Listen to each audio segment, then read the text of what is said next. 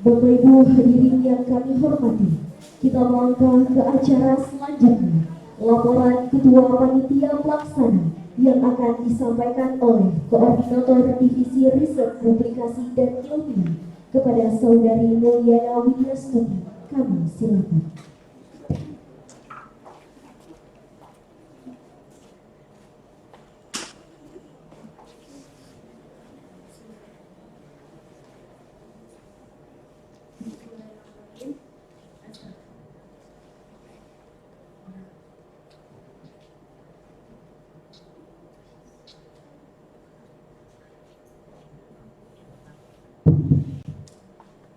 Bismillahirrahmanirrahim.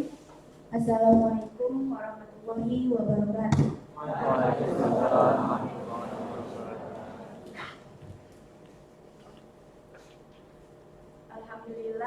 Alhamdulillahirabbil alamin.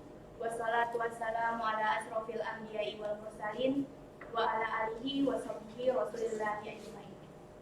Pertama dan yang paling utama, marilah kita panjatkan puji syukur atas kehadiran Allah Subhanahu wa taala yang mana telah memberikan kita rahmat dan karunia-Nya sehingga kita dapat berkumpul di acara ini dalam acara kegiatan Kucing Klinik 2022.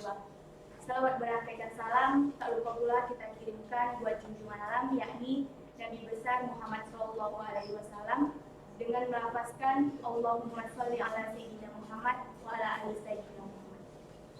Yang terhormat Dekan Fakultas Sains dan Teknologi Bapak Dr. Hakim SPD, yang kami hormati Ketua Umum Predatek Bapak Mustaqim STM, yang kami hormati Ibu Bapak dosen pembimbing Kucing Klinik, dan yang sama kita banggakan teman-teman semuanya.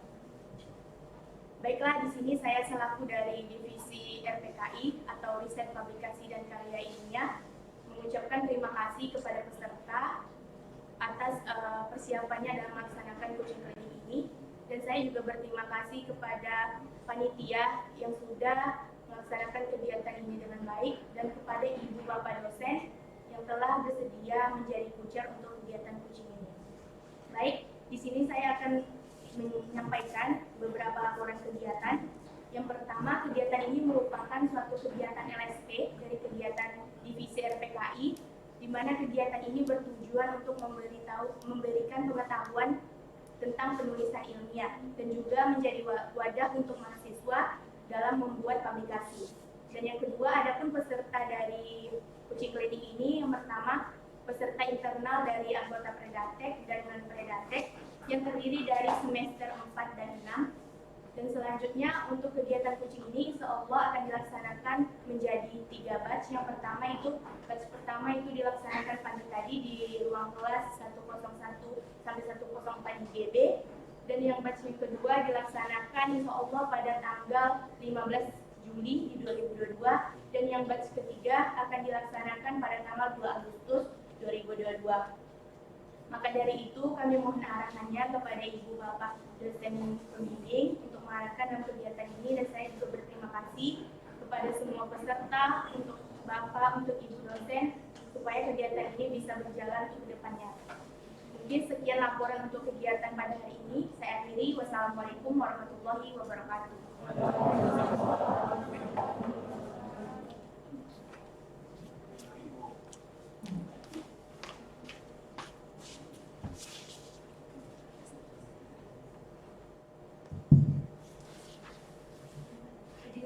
Kami hormati, kita melangkah ke acara selanjutnya.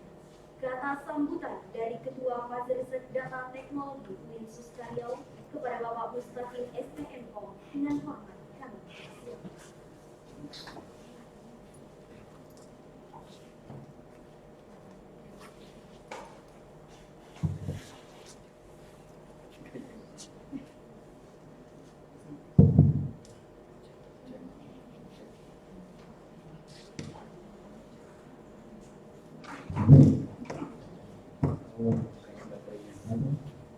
Ya, bismillahirrahmanirrahim. Assalamualaikum warahmatullahi wabarakatuh. Alhamdulillahirabbil alamin, wassalatu wassalamu ala asrofil anbiya'i wal mursalin wa ala alihi wa sahbihi ajmain. Allahumma sholli wa sallim wa barik ala sayyidina Muhammad wa ala ali sayyidina Muhammad. Puji syukur sama-sama kita ucapkan kehadiran Allah Subhanahu wa taala pada kesempatan siang hari ini menjelang sore kita dapat melaksanakan kegiatan opening atau pembukaan kegiatan coaching klinik tahun 2022 yang ditaja oleh Fazul Research Data Teknologi Universitas Karyo. Salawat dan salam tidak lupa kita hadiahkan kepada junjungan alam Nabi besar Muhammad SAW dengan ucapan Allahumma sholli ala Muhammad wa ala ali Muhammad. Pertama-tama yang terhormat Bapak Dekan Fakultas Sains dan Teknologi, terima kasih Pak atas waktu dan kehadirannya menyempatkan di acara coaching klinik ini Pak pembukaan. Selanjutnya yang sama-sama kita hormati Ibu pembimbing dari Predatek, Ibu Rince dan ibu-ibu yang lain, Ibu Rika, Pak Suwanto, Pak Afdal, Bu Fitri Irsani, dan Ibu Dian Ramadhani dari jauh-jauh dari Undri juga datang Pak. Alhamdulillah sampai sekarang masih ikut membimbing di Predatek Pak. Yang sama-sama kita hormati tim inti dari Predatek 2022 adalah kali ini angkatan 2018, Rimenda A, Mulyana dan teman-teman yang lain. Yang sama-sama kita hormati teman-teman dari alumni ya, perwakilan alumni juga hadir. Terima kasih dari alumni sudah menyempatkan waktu dan kehadirannya, serta teman-teman Predatek dan mahasiswa-mahasiswi Fakultas Sains dan Teknologi yang bergabung pada kesempatan siang hari ini, tentunya yang sedang mengikuti kegiatan coaching klinik, tapi belum semuanya ya, karena ada batch yang kedua dan ketiga. Bapak, Ibu dan Bapak Dekan yang saya masih kita hormati, sebenarnya tadi sudah disampaikan oleh divisi RPKI, Research and Publication Karya Ilmiah. Nah, ya. Jadi kegiatan ini memang tujuannya untuk pengetahuan ya, bagaimana kita menulis ilmiah itu dengan benar. Kalau kita sadari ya, sementara ini banyak memang dari teman-teman itu yang masih sangat minim menulis, gitu Pak ya.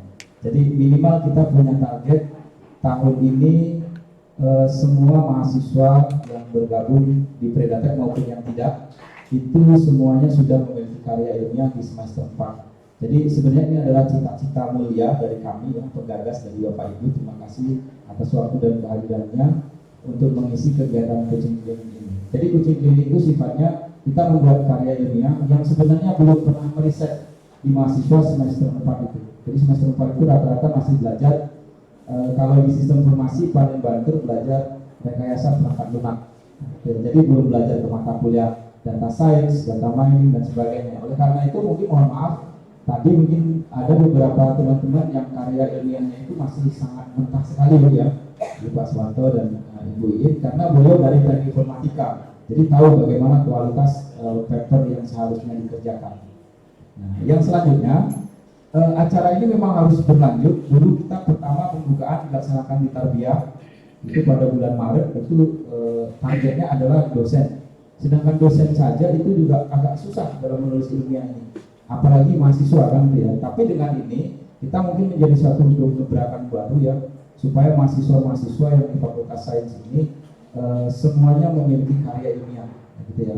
Dan di sini bisa kita contoh mungkin Ibu Rika ya, Ibu Dr. Rika merupakan Sinta 1 nasional di Unsus Karyo, gitu ya, Ibu Rika. Ya. Jadi oleh karena itu kita belajar sama beliau itu tidak salah gitu. Ada Bu Rika, Bu Rice, ada Bu Fitri Irsani, ada Pak Suwanto, Pak Afdal dan teman-teman yang lain. Oleh karena itu memang sebisa mungkin ada mahasiswa atau teman-teman ini mengikuti dengan baik dan benar ya. Karena kita punya output yang jelas. Setiap kegiatan kita itu memang harus ada output. Jadi tidak hanya sekedar kumpul-kumpul atau sekedar kita buat acara, tapi ada outputnya apa kira-kira ini. Salah satunya sebenarnya ini output dari kegiatan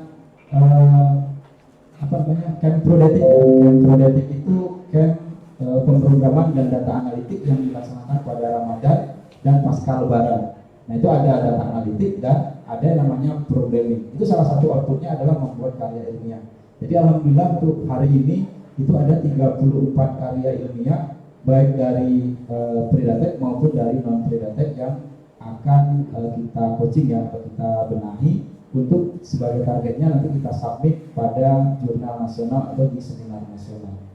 Jadi dalam waktu dekat, insya Allah ada seminar nasional dari Fakultas Sains dan Teknologi itu juga ada SNTQ ke-14, mungkin kita targetnya bisa ke sana. Atau saya juga punya 5 jurnal, nah, 5 jurnal itu mungkin bisa menjadi target juga kita submit di sana. Dan ada juga seminar nasional kerjasama antara Aptikom, IRPI sama Predatek, itu namanya Sentimas. Nah, Sentimas itu di bulan Agustus ini. Nah, oleh karena itu silakan mau memilih target di mana, mau publikasi di mana, yang penting hasil dari uji klinik ini nantinya kita submit dan terbit di publisher yang diakui, minimal nasional.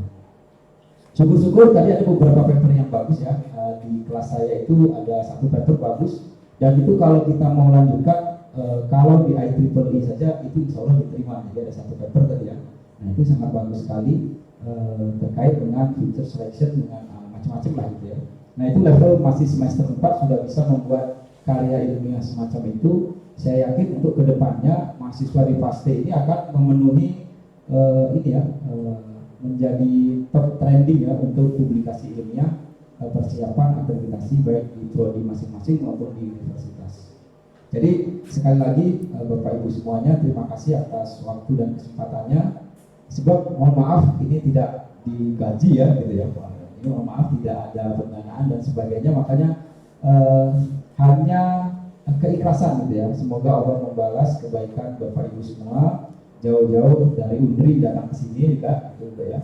Dan Bapak Ibu hari ini ada yang sedang mengoreksi, ada yang sedang mengawasi ujian, tapi menyempatkan diri untuk melatih adik-adik. Dan hari besok itu adalah kita juga melanjutkan kegiatan ini bagi yang masih ada revisi dari besok atau di hari Rabu selanjutnya. Mungkin itu saja dari saya, selamat datang Pak Ingin. Mungkin itu saja dari saya. Kegiatan ini diikuti kegiatan yang kita punya target utama itu 100 akun Google Scholar Predatek ya di tahun ini. Jadi kita mungkin boleh tepuk tangan ya, kita butuh 100 akun Google Scholar. Jadi kira-kira kalau ditanya apa sih tahun ini yang kita bisa hasilkan, yang bisa kita hasilkan adalah salah satunya kita punya 100 akun Google Scholar. Dan alhamdulillah anggota Predatek juga sudah 22 orang sudah memiliki akun Scopus. Jadi luar biasa sekali. Ya, boleh mungkin sekali lagi untuk jelaskan. Demikian yang dapat saya sampaikan. Saya sudahi, wabillahi taufiq wal hidayah. Assalamualaikum warahmatullahi wabarakatuh.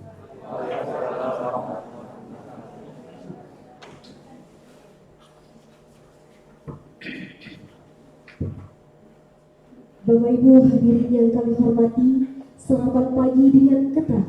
Sedang disantap bersama durian.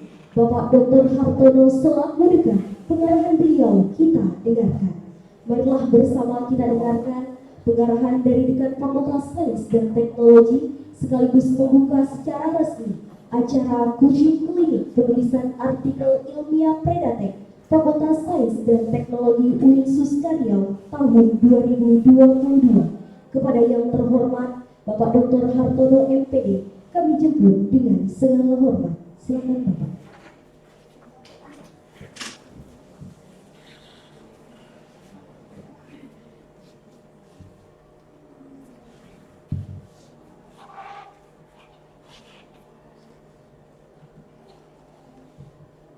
Assalamualaikum warahmatullahi wabarakatuh.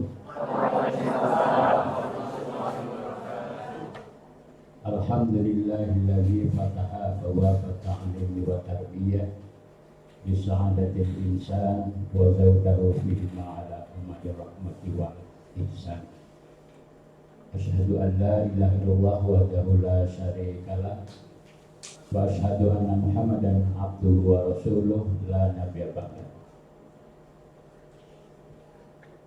Yang kami hormati Ketua Predatek Fakultas Sains dan Teknologi Bapak Mustaqim SDMkom. Kemudian yang kami hormati Bapak-bapak dan Ibu-ibu pembimbing kegiatan uji klinik yang sedang berlangsung, dibuka tapi sedang berlangsung. Kemudian yang kami hormati juga koordinator dan tim pelaksana program kegiatan ini, adik-adik mahasiswa dan mahasiswi Fakultas Sains dan Teknologi beserta kegiatan coaching klinik Fakultas Sains dan Teknologi tahun 2022 ini. Alhamdulillah pada siang hari ini kita dapat bersama-sama hadir di ruang teater room ini dalam rangka untuk mengikuti pembukaan kegiatan coaching klinik yang insya Allah akan dilakukan pada hari ini dan akan berlanjut nanti sebagaimana tadi sudah dijelaskan oleh koordinator pelaksana kegiatan. Saya sebagai Dekan Fakultas Sains dan Teknologi sangat mengapresiasi kegiatan ini yang tentunya sangat membantu adik-adik mahasiswa dalam proses pembelajaran bagaimana membuat karya ilmiah yang tentunya nanti akan sangat membantu adik-adik dalam menyusun tugas akhir atau membuat karya ilmiah yang dipublikasikan dan itu nanti bisa menjadi pengganti untuk membuat TA. Dan tentunya tidak semua mahasiswa punya kesempatan untuk mengikuti kegiatan seperti ini dan memiliki pembimbing yang berdedikasi tinggi dalam membantu adik-adik semua dalam menyusun, membuat atau melahirkan sebuah karya yang layak untuk dipublikasikan. Tadi saya dapat informasi ini kan semester 4 dan 6. Waktu saya tanya semester 4 apa sudah dapat mata kuliah metodologi penelitian? Kabarnya belum ya? Belum. Biasanya baru semester 6 Bu ya, semester 6. Idealnya memang adik-adik semua itu sudah punya ilmu penelitian, metodologi penelitian. Tapi itu bisa dibaca, itu bisa dipelajari, dan nanti waktu mengikuti mata kuliah tersebut itu sudah punya pengalaman bagaimana menulis. Karena menulis itu tidak menunggu nantilah saya akan menulis, nantilah saya akan berolahraga. Itu orang Korea paling pantang dan dianggap sebuah naif kalau menggunakan kata nanti. Itu konon kabarnya menurut cerita. Jadi orang Korea itu kalau dia ingin melakukan sesuatu, kalau masih nanti akan, masih dalam angan-angan, masih dalam rencana, itu mereka tidak menyebutkan. Jadi itu ada dalam pemikirannya, ada dalam rencananya, maka sesuatu yang akan dilakukan itu langsung kerjakan. Kalau kita kan terlalu banyak nantinya, nantilah, kapan belajar, nantilah sebentar lagi, akhirnya tak jadi. Kapan menulis, nantilah kalau sudah dapat pembimbing, sudah belajar metodologi. Nah, jadi ini saya kira sesuatu yang baik, di mana adik-adik bisa mempelajari bagaimana sih proses menulis, cara menulis, dan ini tentunya diperlukan pengetahuan dasar. Dan ini merupakan cikal bakal bagaimana nanti adik-adik menulis dari berbagai macam bentuk tulisan. Jadi menulis buku, menulis di jurnal, menulis di media massa, menulis karya fiksi atau non-fiksi, itu dasarnya sama, yaitu kemampuan dasar dalam menulis, yaitu kemampuan dalam merangkai kata, kemampuan dalam menyusun kata, kemampuan dalam membuat, mengetik, menulis kalimat-kalimat sesuai dengan ejaan yang disempurnakan. Kemudian metode menulis itu tentu ada beberapa hal yang harus diperhatikan. Karena kalau kita berbicara ilmiah, ada berpikir ilmiah, ada menulis karya ilmiah, ada bertindak ilmiah. Apa sih ilmiah itu sesungguhnya? Jadi kalau kita lihat berpikir ilmiah, bertindak ilmiah, membuat rencana secara ilmiah adalah paduan berpikir antara rasio dan empirik.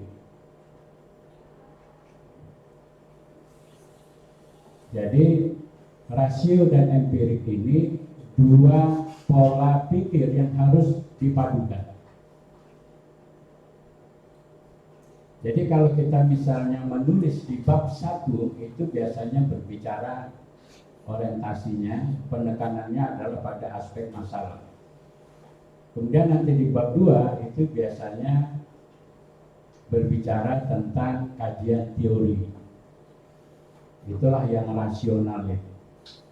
Kemudian yang ketiga, bab ketiga itu biasanya membahas tentang metodologi.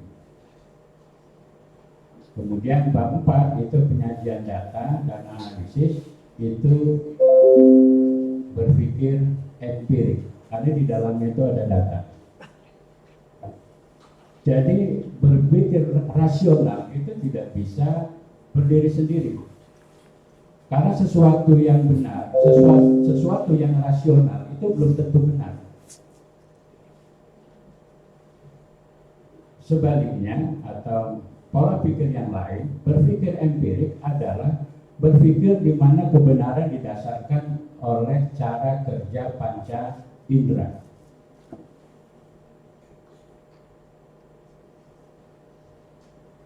Kalau berpikir rasional ini biasanya didasarkan pada cara berpikir silogisme.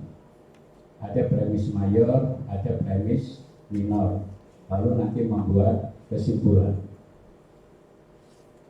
Kemudian kalau berpikir rasional, berpikir empirik, berpikir di mana kebenaran didasarkan pada panca indera.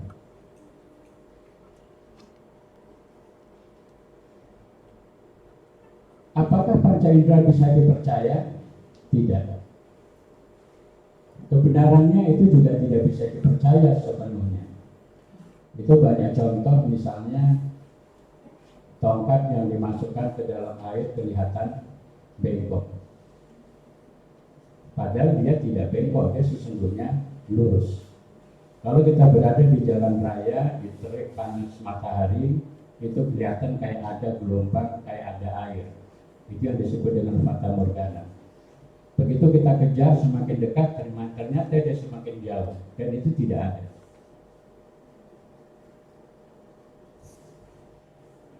Bisa tidak adik-adik membedakan suara burung walet asli dan tidak asli? Bisa. Pernah dengar suara burung walet? Pernah. Bisa bedakan tidak? Jangankan kita manusia, walet sendiri pun tidak bisa bedakan. Apa buktinya? Saya punya keluarga, punya usaha burung walet. Itu kalau mati, suara burung waletnya, itu burung tidak datang. Tapi begitu dia hidup, maka dia nanti beramai-ramai akan datang. Kenapa? Dianggap di sana ada komunitas. Maka jangankan kita manusia, burung walet pun ternyata tidak bisa membedakan. Kalau ada harumnya durian, yang satu sintetis buatan, yang satu asli, bisa bedakan nggak hidung kita? Nggak bisa. Jadi kemampuan panca indera kita juga dipertanyakan dalam menentukan sebuah kebenaran.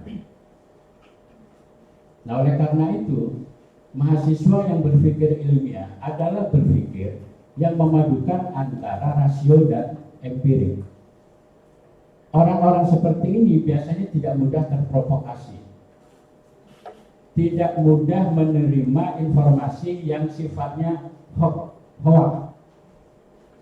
Ini kita kan sekarang paling mudah dibakar, menelan mentah-mentah hoax.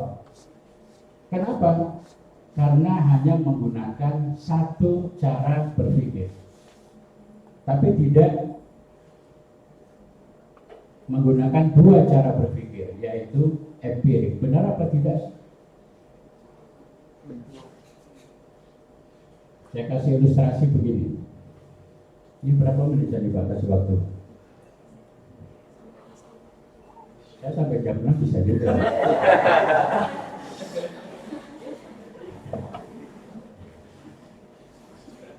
Misalnya di depan kampus kita itu ada pohon besar. Di pinggir jalan aspal ada pohon besar. Kemudian ada seseorang bersandar di pohon itu. Coba dibayangkan. Tidak bisa digambar, tapi diilustrasikan dalam dunia imajinasi kita. Di bawah pohon besar ada orang tersandar, matanya terpejam. Lalu di sebelahnya ada darah berceceran. Di sebelahnya lagi ada sepeda motor tumbang. Jadi dalam jarak tidak terlalu jauh, orang tersandar di pohon, ada darah berceceran, kemudian ada sepeda motor tumbang di dekat situ. Apa yang saudara tangkap dari kondisi itu? Apa? Ada kecelakaan. Yakin gak itu? Yakin kan? Itu kira-kira rasional atau empirik berpikirnya? Rasional. Kenapa? Pasti itu orang kecelakaan. Pakai sepeda motor, kemudian dia nabrak pohon, lalu luka, darahnya keluar, kemudian tak kuat dia duduk berbaring di pohon. Salah enggak itu? Tidak salah ya. Rasional kita mengatakan itu tidak salah. Masuk akal. Kepada siapapun kita cerita, pasti orang percaya di situ ada kecelakaan. Maka kalau kita menggunakan satu cara berpikir rasional saja, belum tentu itu sebuah kebenaran yang bisa dipertanggungjawabkan secara ilmiah. Orang empirik akan bilang begini, nanti dulu, apa ya di situ terjadi kecelakaan? Lalu itu orang didekati, bang, dibangunkan, hidup atau mati kira-kira? Diletakkan jari di hidung, oh ternyata masih bernapas. Berarti masih hidup. Ditanya, ngapain abang di sini? Iya, tadi saya jalan kaki dari Dana mau ke Pekanbaru. Karena travel pada mogok, sehingga saya harus jalan kaki ke Pekanbaru. Terus ngapain di sini? Saya tadi kelelahan, maksud saya istirahat, bapaknya ketiduran. Oh begitu ya. Terus itu darah siapa? Orang empirik akan diambil itu darah, dibawa ke labor, dicek apakah itu darah manusia atau bukan.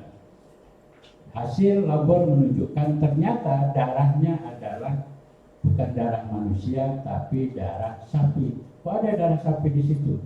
Tadi ada tukang begal, tukang potong sapi, itu lewat situ, rupanya pas dekat pohon, dia kebelet pipis, kemudian pergi ke balik pohon itu, dia melampiaskan hajatnya, Kemudian darah itu adalah dari daging yang dibawa oleh tukang jagal tadi berceceran,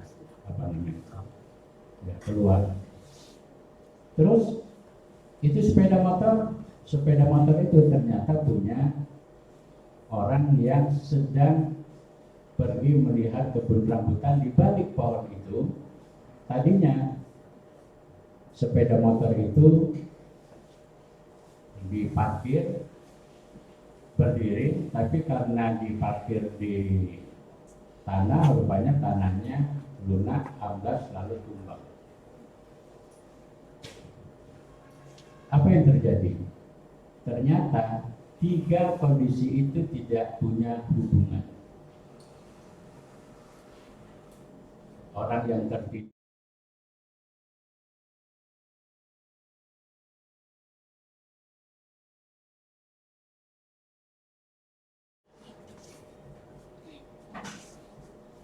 yang betul tentu yang berpikir empirik.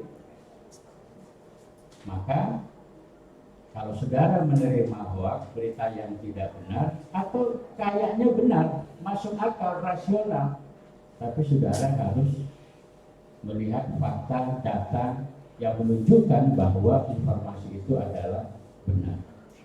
Maka perpaduan antara rasional dan empirik itulah yang disebut dengan ilmiah. Ini tuh ada yang belum belajar metodologi penelitian. Bapak-bapak dan ibu-ibu hadirin yang berbahagia, penelitian sesungguhnya mengajarkan kita pada berpikir dan bertindak benar. Karena di dalam penelitian itu setidaknya ada 4. Pertama, bersifat universal. Yang kedua, harus bersikap objektif dalam melihat sebuah data. Yang ketiga, sistemik, ada sistem, ada aturan. Kemudian yang keempat, metodik, ada metodologinya, ada metode, ada cara. Maka kalau kita berpegang pada 4 dasar dari prinsip-prinsip kerja ilmiah itu, insya Allah apapun yang akan dilakukan aman. Balik ke kampung, tiba-tiba adik kita digebukin orang, emosi dan pasti emosi. Masa 1 lawan 5. Kemudian apa yang kita lakukan? Pasti membela adik kan. Tapi kalau dia berpikirnya rasional dan empirik, ditanya dulu kenapa adiknya digebukin. Oh, dia baru saja mencuri uang orang tuanya. Oh, kalau gitu saya juga ikut menggebukin. Yang tadinya mungkin membela. Jadi harus seperti itu. Suatu ketika jadi pulang kampung ya, jam 4 subuh ada seorang anak bujang keluar dari rumah seorang janda kembang di kampung itu. Jam 4 subuh. Apa yang ada dalam pikiran kita? Ini pasti tidak beres ini anak bujang ini sama janda kembang. Ngapain dia lewat pintu belakang? Padahal pintu depan ada. Kalau dia berpikir empirik, nanti dulu ngapain? Rasional kita ini mengatakan anak bujang tidak beres. Ternyata kalau dia berpikir empirik di lapangan, oh ternyata dalam rumah janda itu ada PRT, ada PRW. Itu janda rupanya sedang sakratul maut antara hidup dengan mati.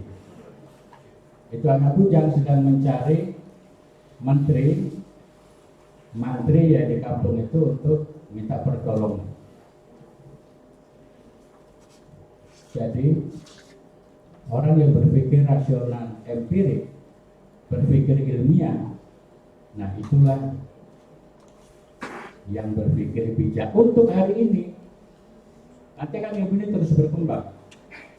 Rasional dan empirik itu kebenaran dari 2 cara berpikir di mana dasar kebenarannya berbeda. Saya malah berpikir nanti Bapak Ibu, kebenaran itu mesti ada satu lagi. Jadi berpikir itu mesti 3, yaitu berpikir saintifik. kebenaran yang didasarkan pada sains. Tapi ini belum dipublikasikan, belum diaklamasikan. Rasional mungkin bisa salah, empirik juga mungkin bisa salah, tapi sains itu barangkali yang akan mengungkap kebenaran.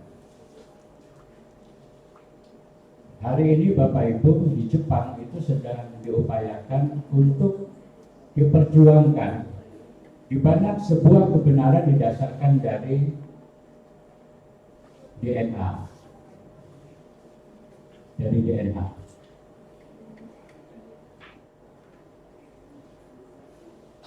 Kita tahu selama ini kalau DNA itu kan hanya sekedar untuk melacak apakah ini ada kandung atau bukan. Ya, untuk mengungkap apakah ini bapaknya bapak biologis atau bukan. Walaupun secara agama bapak biologis tidak diakui. Jadi ternyata di DNA itu hari ini bisa mengungkap semua aktivitas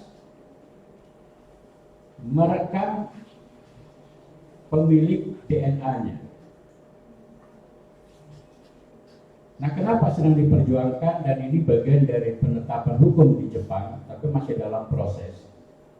Ternyata orang bohong itu, kalau dilacak dari cara berpikir rasional dan empirik, itu masih bisa dikelabui. Tapi ternyata DNA itu mengungkap. Jadi pada waktu Ahok misalnya mengatakan dia tidak bermaksud untuk melakukan penistaan agama. Pada saat seseorang membunuh, dia tidak punya maksud sedikit pun untuk membunuh. Ternyata itu bisa diungkap melalui DNA. Bahkan Bapak Ibu sekalian, aktivitas kita itu bisa direkam mulai dari kita lahir sampai kita meninggal.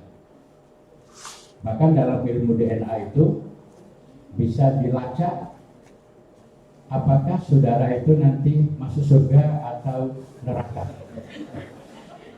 Dan ini serius. Ini saintifik ini menarik ya Pak, kalau diteliti ya Pak.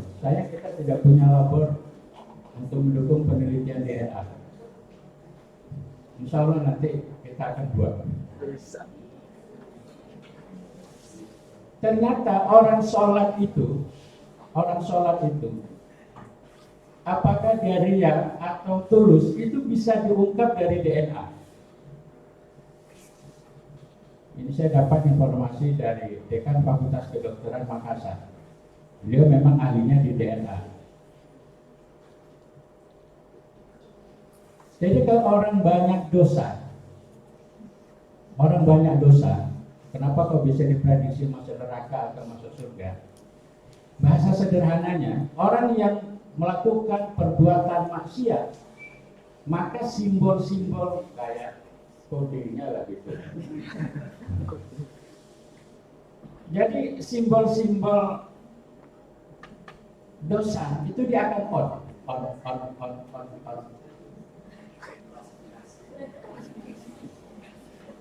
Kalau dia sholat dan dia sholatnya ikhlas lillahi ta'ala, maka dia akan dapat pahalanya on. Tapi kalau karena mertua, karena tetangga, karena orang lain cari muka, sholatnya selesai, tapi kodingnya off, pahala tak dapat. Ini Pak. Orang yang memiliki dosa banyak lalu dia taubat, pada malam hari dia sholat tahajud, berlinang air mata, mohon keampunan, dia tidak akan mengulangi lagi, dia akan berkomitmen untuk tetap di jalan Allah. Ternyata dosa yang tadinya codingnya itu on, itu menjadi off. Itulah dosa yang diampuni oleh Allah Subhanahu wa Ta'ala. Jadi jangan dikira orang yang banyak dosa kemudian dia taubat, sholatnya atau amar ma'rufnya lebih sedikit, belum tentu dia masuk neraka. Dan itu bisa diungkap lewat DNA. Karena nanti kemungkinan kebenaran itu nanti ada 3. Tapi ini belum diakui secara universal. Dan ini orang-orang sains nanti yang akan memperjuangkan. Adik-adik sekalian, penelitian mengajarkan kita berpikir kritis, mengajarkan kita berpikir rasional. Maka orang yang berpikir ilmiahnya jalan, bekerja dengan baik, maka mampu membaca masalah-masalah yang mengganggu pikirannya, mampu melihat antara teori dan praktik, harapan dan kenyataan, desain dan solusi. Orang yang bisa melihat masalah adalah orang yang punya teori, paham dia secara keilmuan apa yang seharusnya terjadi. Maka adik-adik diajarkan bagaimana cara melihat masalah. Masalah tidak harus ditakuti. Masalah harus diselesaikan. Bagaimana cara menyelesaikan? Tergantung tingkat masalah itu. Bagus nanti ada dibaca buku berpikir positif. Kalau kita berpikir positif, tidak ada sesuatu pun yang mengganggu pikiran kita, tidak ada yang membuat kita kecewa, kita sedih, kita putus asa. Maka masalah itu akan menjadi peluang. Maka kalau ada masalah, tinggal adik-adik pilih.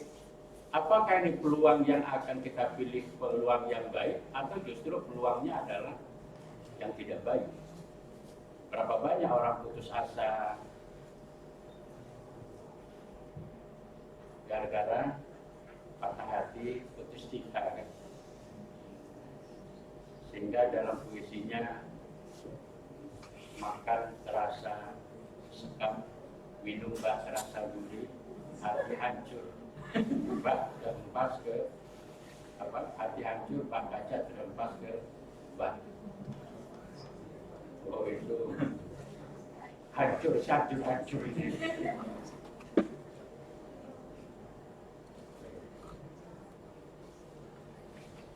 Dapat yang dengar ya? Kalau kita berpikir positif, putus cinta itu bukan sesuatu yang mesti disedihkan. Itu yang kalau kita punya agama, pasti kita akan berpikir di balik ini pasti ada sesuatu yang Allah rencanakan. Apa ada jaminan orang yang kita cinta itu adalah orang yang terbaik dalam hidup kita? Tidak. Kita ini sudah punya takdir, rezeki, jodoh, kan sudah ditentukan sama yang di atas. Masa gara-gara si dia itu ganteng tak belakang nama, kaya, sepeda motor masih kredit, masih hak milik orang tua. Gara-gara itu kita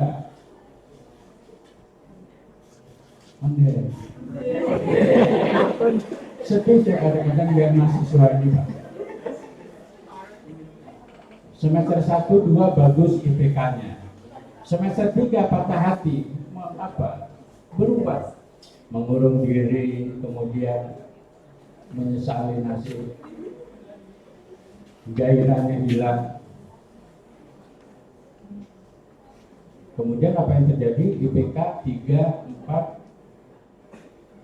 semester 5 menurun. Dan dia menutup hati ke siapapun. Untuk apa? Menunjukkan kesetiaan. bodoh betul orang-orang yang benar-benar tidak ada di sini. Kenapa? Karena cara berpikir rasional empiriknya tidak jalan. Lebih banyak berpikir menggunakan emosional. Oke, jadi peluang. Jadi masalah itu bisa menjadi peluang. Berpikir positif. Maka kalau mahasiswa wajib baca buku itu. Kalau kita mampu memadukan cara berpikir ilmiah ini, maka hidup ini tidak ada yang sulit. Ada tantangan, hadapi, selesaikan. Kemudian adik-adik sekalian, penelitian ini juga membuat kita inovatif, inovasi. Kenapa orang bisa melakukan inovasi produk, inovasi kebutuhan masyarakat? Karena penelitian. Odol itu punya Unilever, itu dia punya Balitbank, tim peneliti. Hampir semua perusahaan yang menghasilkan produk-produk itu menggunakan penelitian.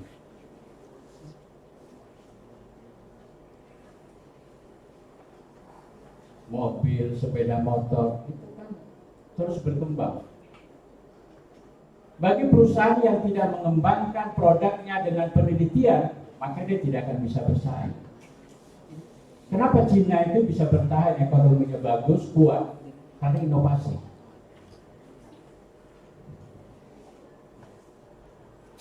Dulu kita melihat jam itu kan hanya untuk melihat waktu. Waktu, kemudian melihat tanggal dan hari. Tahunnya tak ada. Ya, tahunnya universal. Pokoknya ingat-ingat saja. Tapi jam hari ini bukan hanya sekedar untuk menunjukkan waktu, tanggal, hari, jam, tahun. Tapi sudah multifungsi. Ini misalnya jam saja. Ya, saya pamer sedikit ini. Orang sains mestinya jamnya jam digital. Ini produk Cina, Huawei. Pernah dengar ya? Ini ada 50, kurang lebih 50 fungsi. Kalau yang tadi saudara, saya bisa mendengarkan musik di sini. Saya bisa melihat saturasi oksigen saya berapa. Jadi kenapa saya pakai ini? Karena saya kemarin kena COVID. Salah satu orang yang kena COVID itu biasanya saturasi oksigennya menurun. Maka saya bisa lihat sewaktu-waktu di sini. Kemarin saya pulang dari Palembang, saya bisa mengukur berapa tekanan udara pada waktu berada di ketinggian 2,5 km. Bisa nengok di sini. Saya sekarang sudah berada di ketinggian berapa meter dari permukaan laut. Bisa dilihat di sini. Berapa langkah saya berjalan hari ini? Berapa jam saya tidur dalam waktu 24 jam ini? Tapi masih dipakai. Ini kan ada, kalau pakai ini Bapak Ibu, adik-adik sekalian, tidurnya masuk ke tempat tidur 8 jam. Tapi jam ini akan mendeteksi sesungguhnya tidurnya cuma 4 jam 20 menit. Yang lainnya ngapain? Menghayal.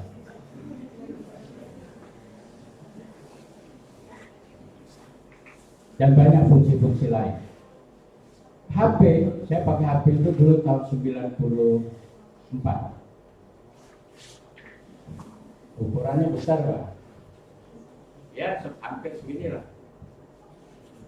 Panjangnya, lebarnya kurang lebih segini. Apa ini? Ada antena. Waktu itu saya satu-satunya mahasiswa pasca sarjana yang pakai HP. Keren. Fungsinya cuma dua. Satu untuk nelpon, kemudian yang kedua kirim SMS. layarnya masih hitam putih.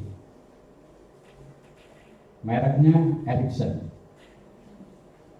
Sekarang sudah tidak ada lagi. Kemudian keluar Nokia. Lalu saya mengikuti terus sampai dari layar monokrom itu menjadi layar color, warna, full color.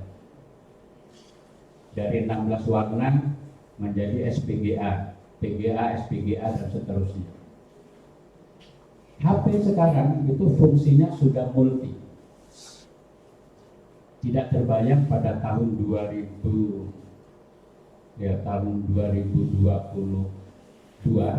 hari ini HP sudah luar biasa. Semuanya ada di sana. Nonton film, video, nonton TV, dengar radio, sudah digabung. Itu hasil inovasi. Inovasi hasil penelitian. Nuklir hasil penelitian, inovasi. Nah, oleh karena itu adik-adik sekalian, maka penelitian ini sesungguhnya adalah cara bagaimana kita membuka tabir alam yang pada akhirnya untuk kesejahteraan manusia atau untuk menghancurkan manusia. Konon kabarnya Rusia bisa menghancurkan Inggris kurang dari 1 menit dan rata seluruh bangunan Inggris. Dan kalau sempat terjadi Perang Dunia Ketiga ini, kita pasti akan mendapat imbasnya dan mungkin nanti peradaban akan hancur, ilmu kembali ke titik nol, manusia kembali ke peradaban, manusia berubah, belum mengenal sejarah, belum mengenal angka, walau alam. Satu sisi manusia bahagia dengan perkembangan ilmu, tapi juga ada ketakutan. Artificial intelligence kita lihat hari ini di 2040 itu diprediksi melebihi dari kecerdasan manusia. 2029 saja itu sudah melebihi dari kecerdasan manusia, karena pada tahun 2013 itu kemampuan IA itu sekitar setara dengan anak SD yang mampu menyelesaikan soal matematika. 2014 kemampuannya sudah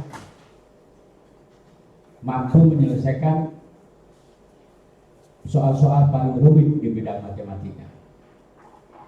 Dan kita bisa membayangkan kalau sempat IA ini nanti lebih cerdas dari manusia, karena ada lima ketakutan, kengerian yang akan dihasilkan dari artificial intelligence. Ada lebih dari 1.000 pakar IA ini sudah menandatangani bahwa dilarang IA ini digunakan untuk membentuk, untuk membuat senjata, dan harus ada kode etik bahwa IA dikembangkan tidak boleh melukai, merusak, menghancurkan manusia, dan itu mesti ada codingnya. Kalau sempat nanti ada penjahatnya, itu terbayang nggak itu perintahnya hancurkan semua makhluk yang punya jantung dan paru-paru. Nah, itu habis itu begitu. Pernah nonton Terminator ya? Nah, kira-kira begitu. Baik, adik-adik sekalian, jadi penelitian akan menjadi pisau untuk membuka hukum alam yang ada di sekitar kita. Maka sebagai seorang muslim tentu bagaimana ini digunakan untuk kesejahteraan manusia. Dan oleh karena itu kegiatan coaching klinik ini adalah pintu masuk dari ilmu-ilmu yang ada didapat di Fakultas Sains dan Teknologi di dalam mengembangkan peradaban manusia. Akhirnya dengan membaca Bismillahirrahmanirrahim, Coaching klinik tahun 2022. Baper dan pamer, bahas fitur dan persiapan menghadapi riset. Fakultas Sains dan Teknologi secara resmi dinyatakan dibuka. Mudah-mudahan adik-adik sekalian akan mendapatkan ilmu pengalaman yang bermanfaat untuk mengembangkan ilmu sains ke depan untuk peradaban dan kesejahteraan manusia. Billahi taufiq wal hidayah. Assalamualaikum warahmatullahi wabarakatuh.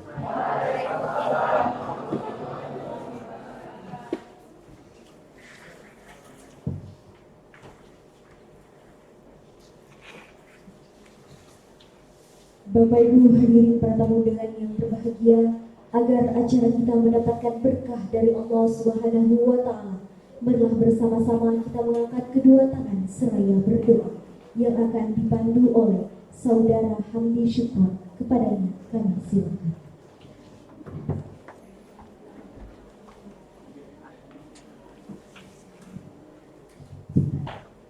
Bismillahirrahmanirrahim. Assalamualaikum warahmatullahi wabarakatuh. A'udzubillahi minasyaitonir rajim. Bismillahirrahmanirrahim. Alhamdulillahi rabbil alamin. Assalatu wassalamu ala asrafil anbiya'i wal mursalin wa ala alihi wa sahbihi wa rasulillahi ajma'in. Amma ba'du. Hamdan na'imin hamdan syakirin hamdan yuwafi ni'mahu wa yukafi'u mazida. Ya Rabbana lakal hamdu kama yanbaghi li jalali wajhikal karim wa 'azimi sultani. Allahumma shalli ala sayyidina Muhammad wa ala ali sayyidina Muhammad. Allahumma ighfir lana dhunubana wa dhunuba walidayna warhamhuma kama rabbayana shaghira.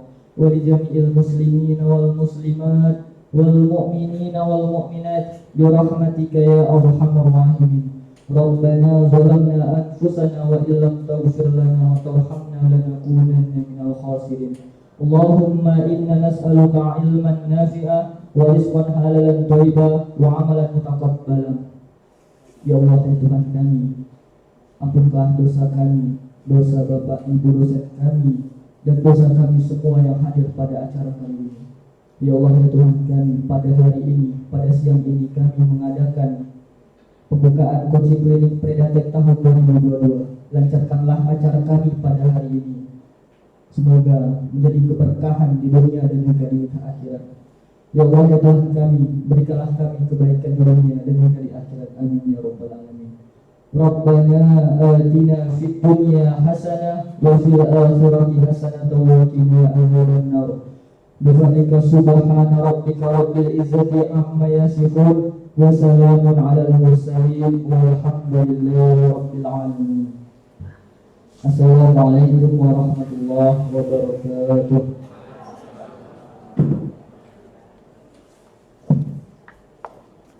Hadirin yang berbahagia, selanjutnya kita memasuki sesi dokumentasi. Kami jemput kepada Ibu Bapak dosen pembimbing coaching klinik Predatek tahun 2022 untuk maju ke depan. Dan dimohon kepada tim dokumentasi bantuannya.